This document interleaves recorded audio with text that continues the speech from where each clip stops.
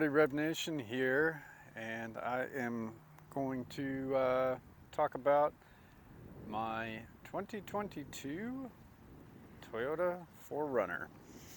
And what's new for 2022? This is the SR5 trim. So one of the upgrades that they did for the 2022 model year is the Smart Key entry and adaptive cruise control and lane centering technology. So lane keep assist, I guess, is another name for it. But other than that, you know, this has not changed for, geez, I think since like 2012 or something like that was the last kind of major update. So what do you get? You get the 6-cylinder paired to a 5-speed transmission. I highly doubt that there's almost any other vehicle that's still using a 5-speed. But I'll tell you what, the power is great. It is only 270 horsepower, but it feels like a heck of a lot more than that because of that transmission and the gearing. So I'll take that 5-speed over the 6-speed that they put into the Tacoma. So why did I buy this? Well, it's kind of a funny story. Is I had a 2019 TRD off-road, and I bought it for my wife, and it was cool. I really liked the style of it. But it was ancient spec. You know, it had literally nothing as far as modern conveniences, and the off-road suspension in the 2019 didn't ride that well. I got it used, so perhaps, you know, the previous owner just beat the piss out of it or something, but just didn't have a very good ride. And so we ended up getting an RDX instead, and I sold the 4Runner for an insane amount of money when the market took off. Wife had the RDX for a while, and the whole time she kept on talking about how she missed the 4Runner. And I'll tell you, I was not a fan of the RDX, so I didn't really give a shit about selling that. Worked out a deal with this thing when there was no deals to be worked out, so I had to scour the country because I wanted to get either a magnetic gray or another black one.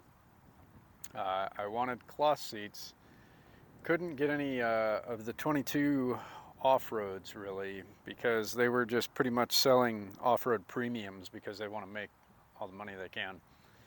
So I ended up finding this SR5 that had all of the upgrades that I wanted with the conveniences, mostly push button start, and the automatic adaptive cruise control, which is great. So I'll get you into the cabin here. It is pretty bare bones, you know. We've got 6,000 miles on this bad boy. Just got its first oil change. So I do really like the simplicity of the steering wheel. You know, most of the time there's just a ton of buttons, and this is super basic in my opinion. I think that's great. I also do like the infotainment, some of the upgrades that they did to it. Looks, you know, some would say dated. I think that it looks fairly, you know, kind of timeless, to be honest with you. I don't think that it's going to look super ancient in 10 years or like laughable, really. It's super basic. It's got functions, you know, buttons. Yeah, it's got the screen and Bluetooth and Apple CarPlay, Android Auto, all that other stuff, but ultimately it's still super basic. I do prefer this push button 4-wheel drive to the little handle that I had in the TRD Off-Road and what's in the TRD Pro. I just didn't like it, and it was always rattling and started like making noise and just kind of annoying. The materials are all soft touch. I think that they're really great. They're high quality. I've got the power seats, and sorry, I've been taking this off-road, so it's all dirty. Kind of, hard plastics, blah, blah. You can always argue about that. I want durability, especially my wife's never going to let me sell this thing. I'll try. Trust me, I will. But yeah, she wants to keep this for like eternity, basically, unless I want to get her another 4Runner. So yeah, what we got here, I do love the roll down window. We got the dogs, so they enjoy that. Let's see, open that up. So it's got a bunch of room. So I've just got some basic crap here. I got towel down for the dogs, but I put the seats down so you could get a picture of how much room you have in here. And I think that it's also great because you can tailgate with this seat here. It's perfect size to sit on. I mean, maybe if you're like 300 or 400 pounds or something, you might have a little trouble, but for the vast majority of adults or kids, it's good to sit on. We sit on it at the dog park. We'll eat snacks and lunch on there and stuff. This has enough room for you to easily be able to sleep in it. And this is a flat surface too, so that's just like books and stuff under there. But so you could put a mattress down and it would be totally fine. I mean, get a little portable heater or something like that in there, whatever. It has the power outlets. It's got storage cubbies to where you can put all sorts of things. These aren't lift up, so they do go into the wheel well. I kind of wish that there were extra storage boxes there, so you could throw your jumper cables and what have you in there. But I think the interior is great. And again, just super rock solid. The materials are really durable. And the ones that are, high quality that you want, like the soft touch on your arms and steering wheel and stuff, that is high quality. So, no complaints there. I think the styling overall is great. I don't love the SR5 trim, mostly because I hate these freaking wheels. I hate the design of these wheels. I don't know, it's just way too basic for me. I don't like, the cut of it, just the overall design. I think it cheapens the vehicle. They could have come up with something better. These Bridgestones, they're really a decent road tire. I wouldn't, want to take them on any challenging off-road courses by any means. But I think, if you put it in four-wheel drive, you should be okay. So headlights there, pretty decent.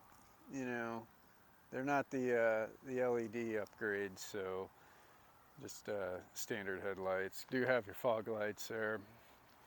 They work great at night, and I will tell you, compared to my 2019 TRD off-road, this thing rides like a dream when you are doing road trips.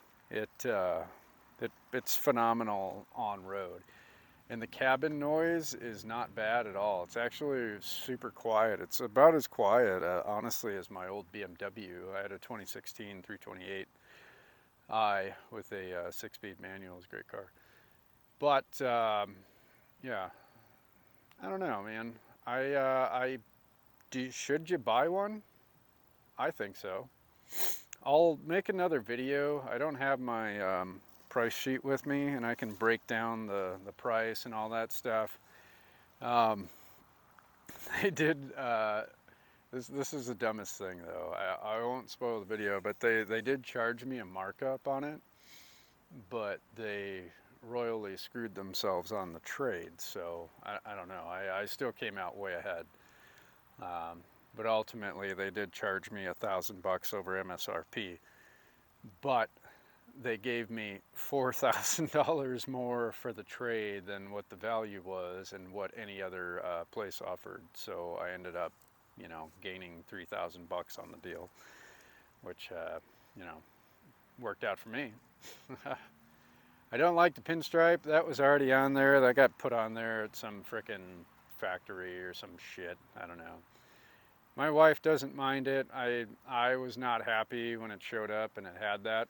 And I was on crutches when I got it too, so I was just, yeah, not thrilled, but I wanted to get out of there, so I didn't fight them on it. But all in all, should you buy one? You know, say, I mean, this hovers around 40 grand or so, depending on how you option it. I think that for $40,000 in today's market, it's worth it. It's going to get you from A to B. You're never going to have to worry about anything. Yeah, the gas mileage sucks. We're getting on average about 17 miles to the gallon, which is pretty crappy for today's standards. But, you know, we're never going to have any problems with this thing. It rides great. It's very safe. It's durable. It's got a ton of room. It's not like a Chevy Tahoe that's going to be a complete and utter shit box in like 3 years' time and just start falling apart right away. So yeah, and on top of that, this has been around so long that everything's tried and true. They've worked out all the bugs. So when it switches over to the new model year in 2024 or 2025, I don't think I'm going to be ripping and roaring to go buy that first one. So I don't know. You guys tell me. Would you buy it? I know I would again, but all right. That's about it. I'll shoot some more. I'll shoot a lot more videos of the 4Runner. So yeah, we'll make sure we get everything covered.